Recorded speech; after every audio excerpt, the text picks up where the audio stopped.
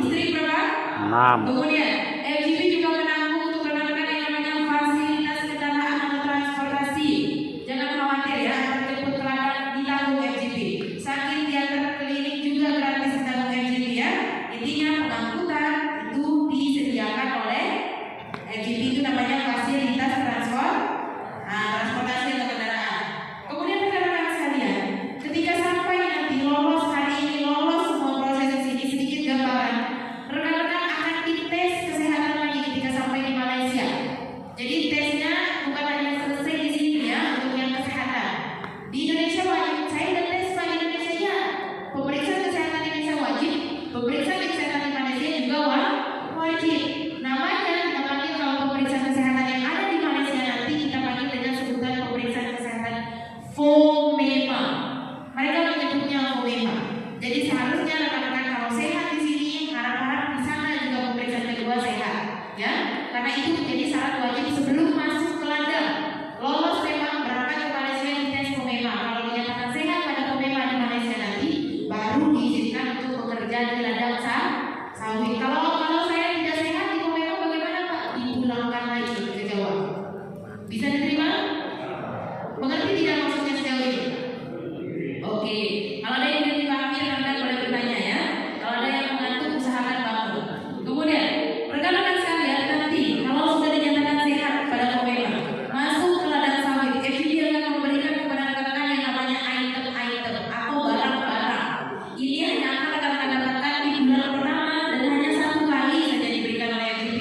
Satu, rekan-rekan akan diberikan yang namanya bahan akses makanan kering, bahan pokok makan kering. Ini akan diterima hanya satu kali dan hanya pada bulan pertama, tidak berkali-kali. Kemudian FGD juga akan membagikan alat memasak pastinya. Kemudian FGD akan memberikan paket sambutan. Paket sambutannya isinya beragam, bisa dibaca. Ada yang namanya selimut, spray, baju kaos ya. FGD akan memberikan juga kepada rekan-rekan yang namanya uang pocket atau uang saku. Uang saku ini juga hanya akan didapatkan satu kali dan hanya pada bulan pertama sebesar Rp50. Ya, terima Rp50? Terima, dan ini digunakan untuk apa saja dan hanya diberikan satu kali. Kemudian rekan-rekan juga akan dibuatkan akun e-wallet, diberikan kartu gratis oleh FGD, diberikan alat kerja yang gratis, diberikan APD alat perlindungan diri pribadi yang gratis. Semua ini rekan-rekan sekalian akan didapatkan secara gratis dan FGD akan berikan di bulan pertama dan hanya satu kali. Kemudian FGD juga ada yang namanya insentif setia. FGD juga menjamin kepada insentif setia ini bonus ya, ada bonus-bonus yang rekan-rekan dapatkan, ada ketentuan-ketentuannya. Kemudian FGD juga akan menjamin asuransi untuk rekan-rekan. Jadi tidak perlu khawatir, ada yang namanya jaminan asuransi. Asuransi nanti yang ada di Malaysia kita panggilnya dengan sebutan Perkiso. Apa yang dijamin di sana untuk keselamatan kerja. Oke, kemudian rekan-rekan sekalian, paspor serta permit kerja itu sebenarnya rekan-rekan yang akan simpan sendiri. Tapi pengurusannya kalau mati, kalau hilang memang akan diuruskan oleh majikan atau dalam hal ini oleh FGP. Tapi syaratnya apa? Harus berstatus sebagai pekerjanya FGP dulu. Kemudian jika ada pekerja yang meninggal dunia, saya tidak berdoa, tapi jika kita berkata jika, kalau ada pekerja yang meninggal dunia, FGP akan mengurus segala pengurusan jenazahnya, baik jenazah tersebut minta dipulangkan oleh keluarganya ke Jawa ini, atau keluarganya minta memakamkannya saja di Malaysia, FGP akan tanggung semua prosesnya. Dan untuk keluarga yang di rumah, keluarga yang ditinggalkan, kalau yang sudah menikah untuk istrinya di rumah, kalau yang belum menikah untuk orang tuanya sebagai ahli waris di rumah, mereka akan diberikan yang namanya uang kematian atau uang duka sebanyak apa? Rp1.000. Rp1.000 rekan-rekan sekalian, bisa diingat? Uang apa yang Rp1.000? Uang kematian. Siapa yang dapat uang kematian? Ahli waris itu rekan-rekan ya. Kemudian ada yang namanya ketentuan cuti. Rekan-rekan libur setiap bulan 4 kali itu kita panggil dengan namanya sebutan cuti rehat atau cuti istirahat. FGD juga memberikan kepada pekerjanya yang namanya cuti tahunan, jatah untuk berlibur tahunan. Ketentuannya bisa rekan-rekan baca. Kemudian ada juga di dalam perjanjian mitra kerja. Kemudian FGD juga memberikan yang namanya cuti pelepasan am.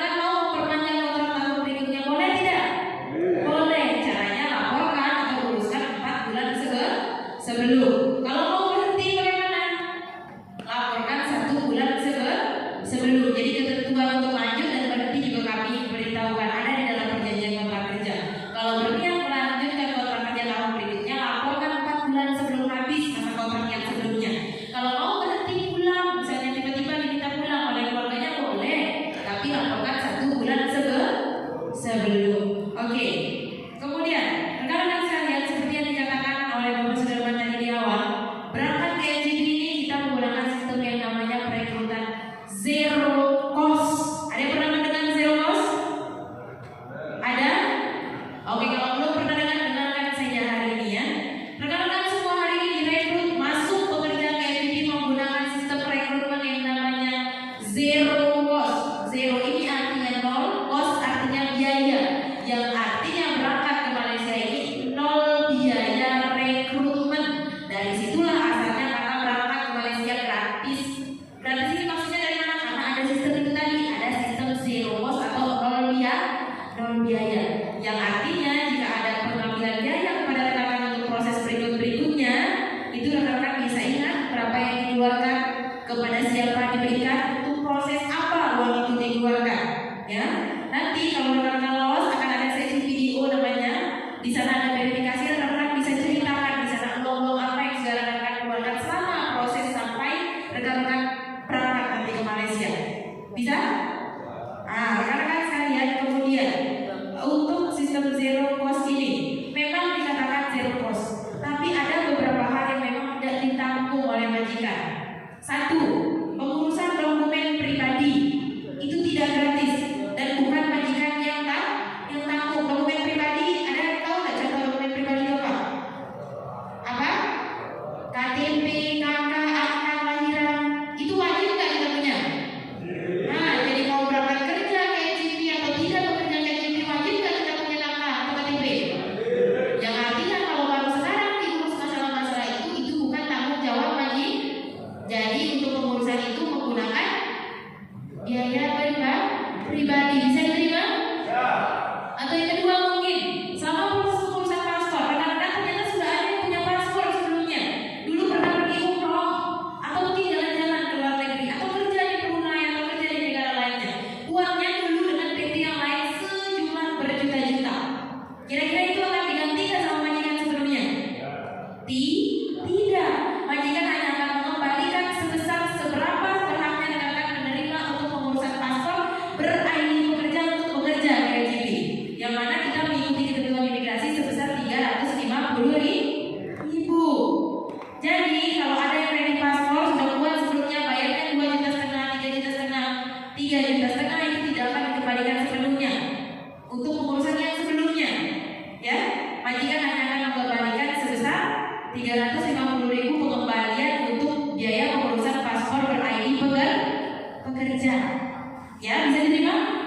Atau kemudian rekan-rekan ada denda paspor ganda, kadang paspornya hilang atau pernah rusak, tiba-tiba buat lagi ke imigrasi, ada denda di situ sampai 8,5 bayar 250 pun denda imigrasi tidak akan digantikan sepenuhnya oleh majikan karena kesalahan pribadi itu datanya, denda pribadi itu datanya dari kesalahan pribadi. Semua yang bersifat pribadi rekan-rekan saya, pengurusan dokumen pribadi, identitas pribadi, denda imigrasi yang sudah buat kredit paspor memang sepenuhnya tidak akan ditanggung full, ya, uangnya tidak akan digantikan full karena itu rekan-rekan belum mau masuk kerja gaji.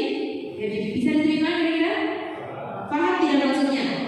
Tapi berbeda cerita rekan-rekan sekalian ketika rekan-rekan mengurus paspor ke imigrasi. Misalnya diminta uang untuk membayar, rekruter atau PR meminta semisal rekan-rekan menitip untuk pengurusan berkas misal PR-nya meminta kasih 1 juta saja, intinya tahu paspornya jadi 1 juta, maka 1 juta uang yang keluar dari rekan-rekan tersebut harus dikembalikan 1 juta juga sebelum rekan-rekan berangkat ke Malaysia. Bisa diterima maksudnya? Yang artinya kalau uang tersebut diambil dalam hal yang kutipan dia kita sebutkan, memang uang tersebut harus dikembalikan kepada rekan-rekan pekerja sekurang-kurangnya sebelum rekan-rekan ke Malaysia. Ya, yang selain di luar denda, di luar mengurus dokumen pribadi, identitas pribadi, itu memang harus dikembalikan sepenuhnya. Bisa diterima maksudnya? Kalau ada yang dibingungkan boleh bertanya ya. Kemudian ada beberapa saluran aduan rekan-rekan sekalian, mengadu ada juga di belakang kemarin ditempelkan ya. Kalau rekan-rekan mendapatkan hal-hal yang tidak sesuai boleh melapor ke saluran-saluran yang ada di depan, ada 6 saluran. Kemudian ini contoh yang akan ditanggung oleh majikan, tiket pesawat, pengurusan paspor, iuran agent ini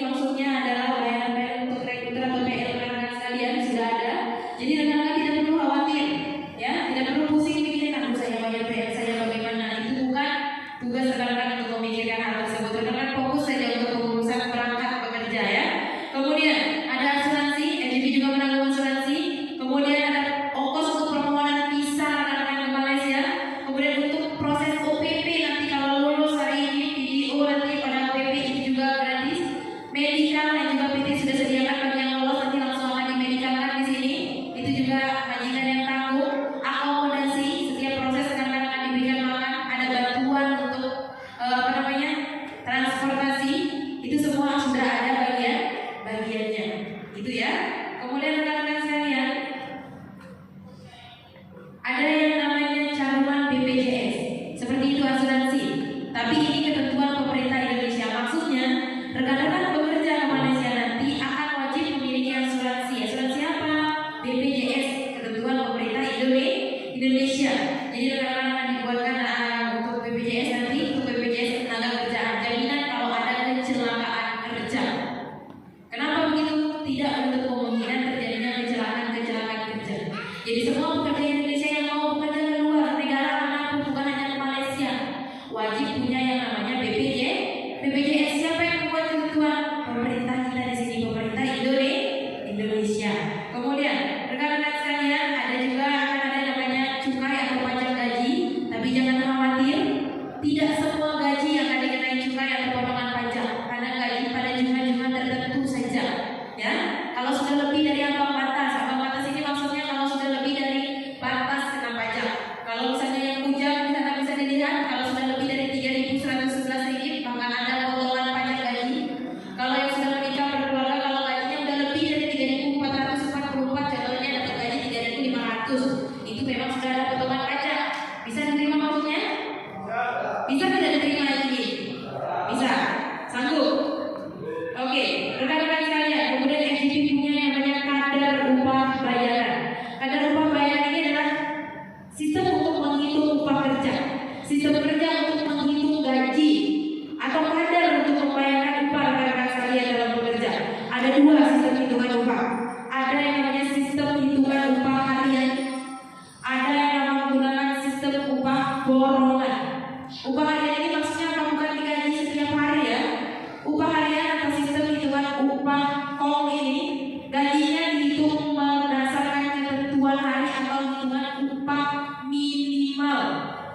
Yang artinya mau kerja banyak, kerja dikit, kalau bekerja sudah sesuai dengan ketentuan maka akan dibayarkan gaji minimal. Yang mana setiap hari hitungannya kalau sudah sesuai, jam kerja sesuai, hari kerja sesuai, maka setiap hari hitungan gaji adalah 65.39 sen. Dan kalau ditotalkan selama 26 hari, kalau pun bekerja sesuai dengan ketentuan, gajinya tidak kurang dan tidak lebih dari 1.700 rupiah, namanya yang disebut dengan upah harian. Gajinya tetap diterima satu kali sebulan, cuma hitungannya menggunakan sistem hitungan upah minimal atau gaji standar. Kemudian yang kedua, ada yang namanya kadar upah borongan. Hitungan gaji menggunakan hitungan borongan. Artinya gaji rekan akan dihitung sesuai dengan hasil produktivitas atau hasil banyaknya rekan-rekan bekerja. Yang artinya semakin banyak rekan-rekan menghasilkan dalam pekerjaan tersebut, maka hitungan gaji juga akan semakin banyak. Itu yang disebut dengan upah borong. Harap-harap rekan-rekan bisa memahami konsep ini ya.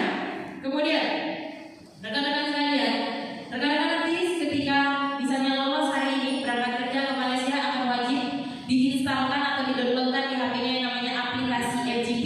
Semua pekerja FGP, pekerja ladang dan FGP wajib punya aplikasi ini. Karena sekarang gaji rekan-rekan tidak akan diberikan tunai di dalam amplop, tidak, ditransferkan. 1.700 yang dapat gaji 5.000 gaji semuanya ditransfer, ya. Dan di dalam aplikasi ini lengkap slip gaji. Ada tahu slip gaji artinya apa? Mutasi semua nota-nota gaji itu lengkap ya. Jadi kenapa aplikasi ini wajib dimiliki oleh pekerja-pekerja FGP. Kemudian rekan-rekan sekalian, ini contoh alat-alat yang rekan-rekan gunakan kalau semisalnya nanti lolos dan bekerja. Kalau ada yang dapat kerja nyemprot seperti ini, kurang lebih yang rekan-rekan gunakan selama 7 jam 30 menit itu ya. Dan tidak boleh di skip, semuanya harus dipakai ya. Kemudian ini kalau rekan-rekan misalnya dapat kerja memanen atau menuai, sekurang-kurangnya seperti ini alat-alat dan juga atribut yang rekan-rekan gunakan. Kemudian kalau misalnya rekan-rekan dapat kerjanya membaca atau mengumpuk, seperti ini kurang lebih yang akan rekan-rekan kenalkan setiap harinya kalau bekerja. Kira-kira ada yang ingin bertanya? Ada yang ingin bertanya? Oke, kalau